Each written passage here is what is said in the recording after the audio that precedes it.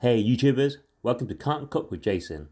Today we're going to make our home version of Nando's spicy rice, which is super easy and we can tailor to how spicy we want it, and also what veggies we want to throw in depending on what you fancy. Remember to subscribe, click the like, and post your comments.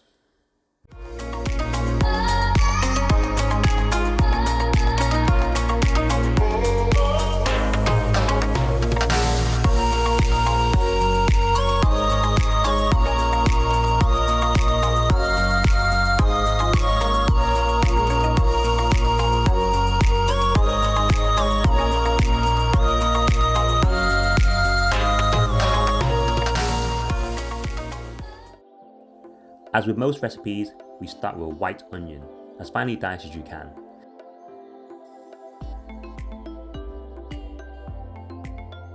Then the dreaded red bell pepper with its annoying gremlin seeds which take over the kitchen surface. Again, diced up nicely.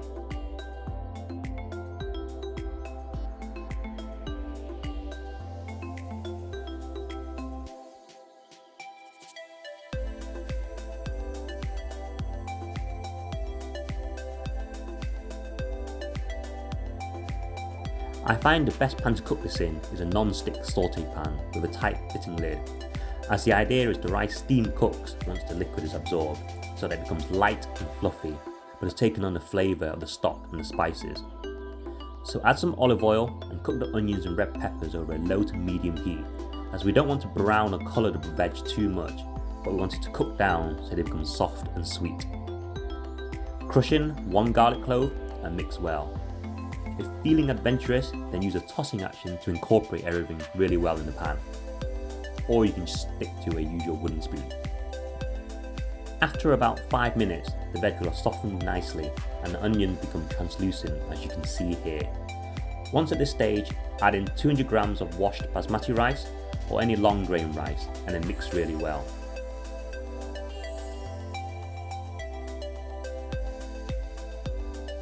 For the spice mix or seasoning, I start with a basic mix which includes 1 tablespoon of paprika,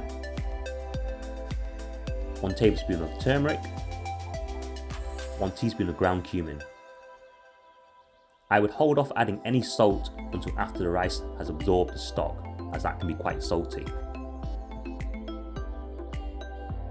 Next, the stock. You can add chicken stock or vegetable stock. For 200 grams of rice, we want about 450 millilitres of stock. Again, reserve around 50 millilitres, as you can add this later on if the rice looks uncooked or dry. Mix everything really well, and then when the stock is boiling, add the lid and turn it right down to a low simmer and leave for about 10 minutes. After 10 minutes, the stock will be absorbed into the rice. If you leave it too long, the rice may burn and start to catch on the bottom. And whilst this might add a nice bit of crispiness, it might make the dish taste a bit bitter if it's burnt too much.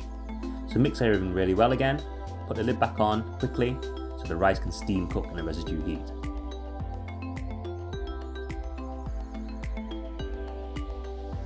After 10 minutes, if it's still looking a little dry or the rice isn't fully cooked, then add in the remaining 50 millilitres of water and then lid back on and let it cook out for another 5 minutes. After a total of 15 minutes, the rice should be cooked perfectly, nicely seasoned, light and fluffy. Keep the lid on to keep it warm until ready to serve. Easy, cheap and flavourful Nando's spicy rice, which you can add more veggies to like carrots, peas or more spice and chili powder if you prefer a more fiery dish. And it's freezable into portions to easily reheat for the future. Winner. Okay, thanks for watching. If you like what you see, leave a comment, hit subscribe and leave a like. I'll catch you next week. Thanks guys, bye.